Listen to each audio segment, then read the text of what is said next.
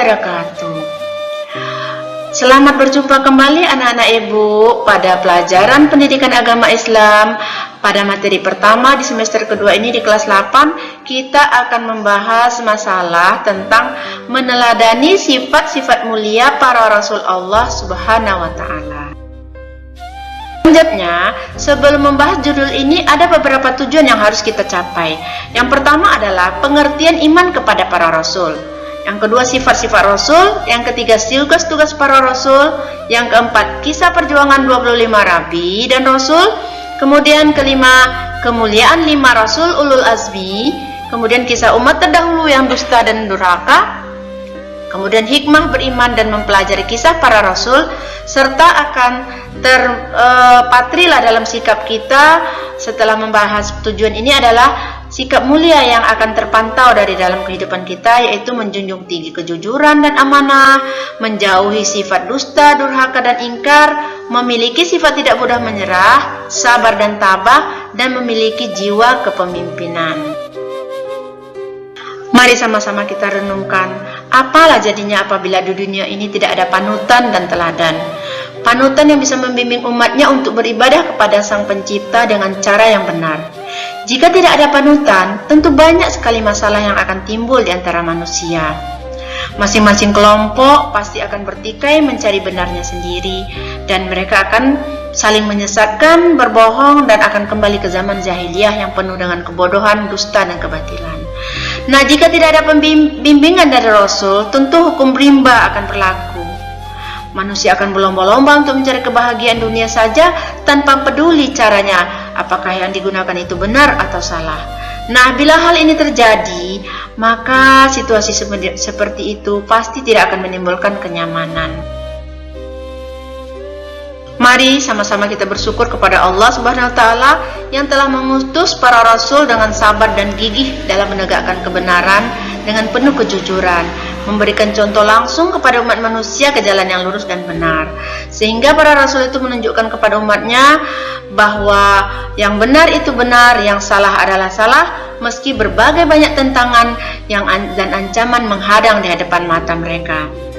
Maha suci Allah tidak menghendaki manusia hidup dalam kesesatan dan kebohongan, pertengkaran dan pertikaian. Oleh karena itu, Dia mengutus para rasulnya untuk menyelamatkan kehidupan manusia. Para nabi dan rasul mampu mengajak umatnya ke jalan yang benar sehingga bahagia di dunia dan di akhirat. Baik anak-anak ibu sekalian, sekarang kita masuk kepada tujuan yang pertama, yaitu pengertian iman kepada Rasul. Pengertian iman kepada Rasul adalah meyakini dengan sepenuh hati bahwa Allah telah mengutus para rasulnya untuk menyampaikan wahyu kepada umat. Para rasul bertugas menyampaikan wahyu dari Allah untuk memberikan petunjuk bagi umat manusia ke jalan yang lurus, sehingga dapat mencapai kebahagiaan di dunia dan di akhirat. Oleh sebab itu, kita wajib mempercayai dengan sepenuh hati terhadap kerasulan para utusan Allah tersebut, seperti firman Allah dalam artinya, sungguh Allah telah memberikan karunia kepada orang-orang beriman ketika Allah mengutus seorang Rasul, yaitu Muhammad, di tengah-tengah mereka dari kalangan mereka sendiri, yang membacakan kepada mereka ayat-ayatnya, mensucikan jiwa mereka, dan mengajarkan kepada mereka kitab-kitab Al-Quran dan hikmah, meskipun sebelumnya mereka benar-benar dalam kesesatan yang nyata. Ayat ini memberikan penjelasan kepada kita bahwa Allah mengutus Rasul dari kalangan manusia sendiri sehingga dapat diteladani. Umat Islam wajib mengimani seluruh Rasul yang diutus oleh Allah Subhanahu wa Ta'ala. Kita tidak hanya diperintahkan untuk mengimani Nabi Muhammad saja, tetapi juga harus meyakini seluruh utusan Allah sepanjang zaman yang jumlahnya ada 25 Rasul. Nah, yang kedua adalah tugas para Rasul. Apa tugas para Rasul? Rasul memiliki tugas yang diamanatkan Allah kepada mereka. Mereka merupakan manusia terpilih yang sengaja diutus oleh Allah untuk memperbaiki keadaan kaumnya. Adapun secara rinci tugas para rasul itu adalah terbagi kepada 4. Yang pertama, sebagai pembawa ajaran tauhid yang benar, yaitu mengesahkan Allah dan meluruskan kembali ajaran tauhid yang sesat di antara kaumnya. 2, sebagai pembawa berita gembira bahwa hamba-hamba Allah yang taat kelak akan mendapatkan balasan kebaikannya di surga. Kemudian yang ketiga, sebagai pemberi peringatan bahwa manusia yang ingkar dan berbuat kejahatan maksiat dan menganiaya akan mendapatkan balasan di neraka. Kemudian yang keempat, membina kehidupan manusia agar menerapkan akhlak yang mulia. Baik anak-anak ibu, selanjutnya akan kita lanjutkan dengan sifat-sifat para rasul. Kalian pasti sudah tahu bahwa rasul adalah utusan Allah. Para rasul mempunyai sifat atau kepribadian yang akan dijadikan teladan dan contoh bagi kita semua umatnya. Selain sifat wajib yang harus dimiliki oleh rasul, ada juga sifat mustahil dan sifat jaiz. Nah, secara rinci sifat tersebut kita akan melihat. Yang pertama, sifat wajib. Sifat wajib bagi Rasul itu ada 4, yaitu pertama siddiq. Apa artinya siddiq? Siddiq artinya berkata benar. Apapun yang dikatakan oleh Rasul adalah merupakan kebenaran, tidak ada yang salah sama sekali. Kemudian yang kedua, amanah, artinya dapat dipercaya. Seorang Rasul sangat dapat dipercaya oleh umatnya. Para Rasul adalah manusia yang jujur dan dapat dipercaya. Yang ketiga, tabligh, artinya menyampaikan. Seorang rasul adalah manusia pilihan yang menyampaikan wahyu yang telah diterimanya kepada umat. Wahyu dari Allah tersebut disampaikan oleh nabi, oleh rasul apa adanya, tanpa ditambah ataupun dikurangin. Nah, yang keempat adalah fatanah, artinya cerdas. Seorang rasul itu adalah manusia pilihan Allah yang cerdas, tidak pelupa dan juga tidak akan pikun. Selanjutnya kita lanjutkan dengan yang kedua, yaitu sifat mustahil. Sifat mustahil bagi Rasul itu juga ada 4. Yang pertama adalah kazib. Kazib artinya dusta. Seorang Rasul tidak mungkin berkata dusta dalam kehidupannya sehari-hari, baik di lingkungan keluarga, masyarakat, apalagi di depan umatnya. Yang kedua, khianat. Khianat artinya tidak dapat dipercaya. Seorang Rasul juga tidak mungkin berkhianat atau ingkar janji kepada umatnya. Yang ketiga, khitman, artinya menyembunyikan. Seorang rasul tidak mungkin menyembunyikan walaupun sedikit dari wahyu yang telah diterimanya. Yang keempat, baladah, artinya bodoh. Seorang rasul juga tidak mungkin bersifat bodoh. Jika seorang rasul bersifat bodoh, pasti dia akan diatur dan dipermainkan oleh umatnya. Nah, kemudian yang ketiga, sifat jaiz. Adapun sifat jaiz bagi rasul itu disebut juga dengan istilah aradul basyariyah, yaitu bersifat dan berperilaku sebagaimana kebiasaan manusia pada umumnya, seperti makan, minum, haus, lapar, letih, dan sebagainya. Selanjutnya kita akan lihat kisah dakwah Nabi dan Rasul yang jumlahnya ada 25 Rasul. Nah, kalian diharapkan sudah hafal nama-nama 25 Rasul ini, karena ini wajib kita ketahui. Di sini ada 25, yaitu Nabi Adam alaihissalam, Nabi Idris alaihissalam, Nabi Nuh alaihissalam, Nabi Hud alaihissalam, Nabi Soleh alaihissalam, Nabi Ibrahim alaihissalam, Nabi Lut alaihissalam, Nabi Ismail alaihissalam, Nabi Ishak alaihissalam, Nabi Yakub alaihissalam, Nabi Yusuf alaihissalam, Nabi Ayub alaihissalam, Nabi Shu'aib alaihissalam, Nabi Musa alaihissalam, Nabi Harun alaihissalam, Nabi Zulkifli alaihissalam, Nabi Daud alaihissalam, Nabi Sulaiman alaihissalam, Nabi Ilyas alaihissalam, Nabi Ilyas alaihissalam, Nabi Yunus alaihissalam, Nabi Zakaria alaihissalam, Nabi Yahya alaihissalam, Nabi Isa alaihissalam, Nabi Muhammad sallallahu alaihi wasallam. Nah, ini adalah 25 Rasul yang wajib kita ketahui. Nah, selanjutnya anak-anak ibu sekalian, kita akan lihat di antara 25 Rasul ini ada 5 orang Rasul pilihan Allah yang kita kenal dengan Rasul Ulul Azmi. Kalian sudah tahu bahwa 5 Rasul ini digelar dengan Ulul Azmi.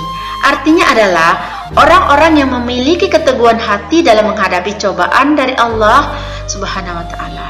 Adapun 5 rasul tersebut adalah yang pertama Nabi Nuh alaihissalam, yang kedua Nabi Ibrahim alaihissalam, yang ketiga Nabi Musa alaihissalam, yang keempat Nabi Isa alaihissalam, dan yang kelima Nabi kita Nabi Muhammad sallallahu alaihi wasallam. Para Rasul Ulul Azmi ini diberikan mukjizat dan kemampuan luar biasa oleh Allah agar umatnya percaya bahwa dirinya adalah seorang Rasul pilihan Allah Subhanahu wa Ta'ala. Adapun mukjizat yang diberikan oleh Allah kepada para Nabi Ulul Azmi ini adalah yang pertama Nabi Nuh. Nabi Nuh diberi mukjizat oleh Allah dapat membuat perahu yang sangat besar yang dapat memuat semua umatnya yang beriman kepada Allah dan semua jenis hewan yang hidup pada zamannya tersebut sepasang demi sepasang. Yang kedua Nabi Ibrahim. Mukjizat yang diberikan Allah kepada Nabi Ibrahim adalah tidak terbakar hangus oleh api ketika dibakar oleh Raja Namrud. Yang ketiga Nabi Musa. Mukjizat yang diberikan kepada Nabi Musa adalah tongkatnya dapat berubah menjadi ular raksasa, tangannya dapat mengeluarkan cahaya ketika diminta bukti kerasulannya, serta dapat membelah Laut Merah menjadi jalan ketika dikejar oleh Raja Firaun dan bala tentaranya. Selanjutnya Nabi Isa alaihissalam. Mukjizat yang diberikan oleh Allah kepada Nabi Isa adalah beliau dapat mengobati berbagai macam penyakit yang sulit disembuhkan, kemudian membuat burung dari tanah dan dapat menghidupkan orang mati walaupun hanya sebentar. Dan yang terakhir adalah Nabi Muhammad SAW. Mukjizat yang diberikan oleh Allah kepada Nabi Muhammad SAW adalah terbelahnya bulan menjadi dua walaupun hanya tampaknya saja, kemudian dapat mengeluarkan air dari celah-celah jarinya. Dan mukjizat yang terutama adalah Al-Quran sebagai kitab yang paling lengkap, yang sempurna, serta selalu dijaga kemurniannya sampai akhir zaman, serta peristiwa Isra Miraj dari Masjidil Haram sampai ke Sidratul Muntaha. Anak ibu sekalian, selanjutnya kita akan melihat hikmah beriman kepada Rasul Allah Subhanahu wa Ta'ala. Nah, kalian sudah mempelajari iman kepada Rasul, baik pengertiannya, namanya, sifatnya, dan Rasulul Azmi. Dengan beriman kepada Rasul, tentunya kita dapat mengambil hikmah daripada pembelajaran tersebut. Nah, di antara hikmah-hikmah tersebut adalah yang pertama, kita bisa meneladani sifat-sifat mulia para Rasul dan Nabi, seperti sikap adil, jujur, sabar, teguh, dan semangatnya dalam berdakwah, serta menegakkan ajaran-ajaran Allah. Yang kedua, umat-umat terdahulu mengalami kehancuran dan mendapat azab dari Allah karena mereka itu ingkar, sombong, dan menyekutukan Allah. Hal ini menjadi pembelajaran bagi kita semua untuk senantiasa menjaga keimanan dan berperilaku agar sesuai dengan ajaran Rasulullah. Kemudian selanjutnya yang ketiga, selalu meningkatkan keimanan dan ketakwaan kepada Allah agar negeri kita mendapat kemakmuran dan keberkahan. Yang keempat, kita selalu patuh dan taat dalam melaksanakan semua yang diperintahkan oleh Allah dan menjauhi apa yang dilarangnya. Selanjutnya anak-anak ibu, mari kita lihat sebuah kisah yang terjadi pada zaman Nabi Musa, yaitu Nabi Musa dengan Qarun. Nah, Qarun ini adalah termasuk kerabat daripada Nabi Musa. Semula dia adalah seorang yang sangat miskin. Suatu saat dia memohon kepada Nabi Musa agar didoakan menjadi kaya. Dengan izin Allah, maka Qarun beberapa waktu menjadi kaya. Harta dan simpanannya sangat banyak, bahkan kunci-kunci simpanan kekayaannya itu tidak dapat dibawa kecuali oleh beberapa orang yang bertubuh kuat. Akan tetapi Qarun mendurhakai Nabi Musa dan Harun. Ia tidak menerima nasihat keduanya. Ia tidak menyangka bahwa harta dan kenikmatan yang didapatnya itu adalah semata-mata haknya. Tidak ada hak orang lain termasuk fakir miskin. Ia bersikukuh bahwa ia memperoleh semata-mata karena kerja keras dan ilmunya. Suatu hari Qarun keluar dari kota Madinah dengan perhiasan yang gemerlap dan perlengkapan yang banyak sambil membawa pakaian yang tampak mewah seperti seorang raja. Ketika ia melewati berpapasan dengan orang lain, maka sebagian mereka mendekat dan memberi nasihat. Hai Qarun, janganlah kamu terlalu bangga. Sesungguhnya Allah tidak menyukai orang-orang yang terlalu bangga dengan dirinya sendiri. Ingatlah akan negeri akhirat. Janganlah kamu terlena dengan gembitanya gemerlap. Mendengarkan nasihat itu, Qarun menolak dengan sombong. Ia berkata, sesungguhnya harta ini milikku. Apa urusan dengan kalian? Aku bisa kaya raya karena ilmu dan keahlian yang ada padaku. Ia begitu sombongnya dan menyatakan bahwa harta yang diperolehnya itu adalah karena kecerdasan dan kemampuannya, bukan karena siapa-siapa. Nah, suatu ketika Qarun keluar ke hadapan manusia dengan iringan yang sangat lengkap dengan pengawal, sahaya, dan segala kemewahannya untuk dia perlihatkan kepada kaumnya. Saat itu sebagian manusia yang terpukau menginginkan harta seperti yang dimiliki oleh Qarun. Dan bagi orang tapi ada seseorang yang soleh yang berkata kepada mereka, jangan kamu silau dengan harta. Pahala Allah lebih baik daripada bagi orang yang beriman dan beramal soleh. Nah, ketika Qarun terus bersifat materialistis, sombong dan congkak, maka Allah marah. Lalu Allah benamkan Qarun dan rumahnya ke dalam bumi, dan tidak ada seorang pun yang mampu menolongnya. Nah, ketika itu orang-orang tadi berkata, aduhai, benarlah Allah itu melapangkan rizki bagi siapa yang Dia kehendaki dan menyempitkannya. Nah, kalau Allah tidak melimpahkan karunia-Nya atas kita, benar-benar Ia telah membenamkan kita seperti Qarun. Wahai, tidak beruntunglah orang-orang yang mengingkari nikmat Allah. Alhamdulillahirabbil alamin, selesai sudah kita membahas materi ini. Nah, untuk membuktikan bahwa kamu sudah memahami materi, maka silakan jawab pertanyaan di bawah ini. Yang pertama, jelaskanlah perbedaan antara pengertian nabi dan rasul. Yang kedua, apakah nabi mempunyai sifat sebagai manusia biasa? Yang ketiga, tulislah nabi-nabi yang bergelar ulul azmi. Kemudian yang keempat, tulislah hikmah iman kepada rasul. Kelima, apa yang kamu ketahui tentang Nabi Muhammad SAW? Yang keenam, hafalkanlah 25 nama Nabi dan Rasul dengan kisah perjuangannya. Baik anak-anak ibu sekalian, selamat bekerja dengan ikhlas, bekerja dengan tuntas. Assalamualaikum warahmatullahi wabarakatuh.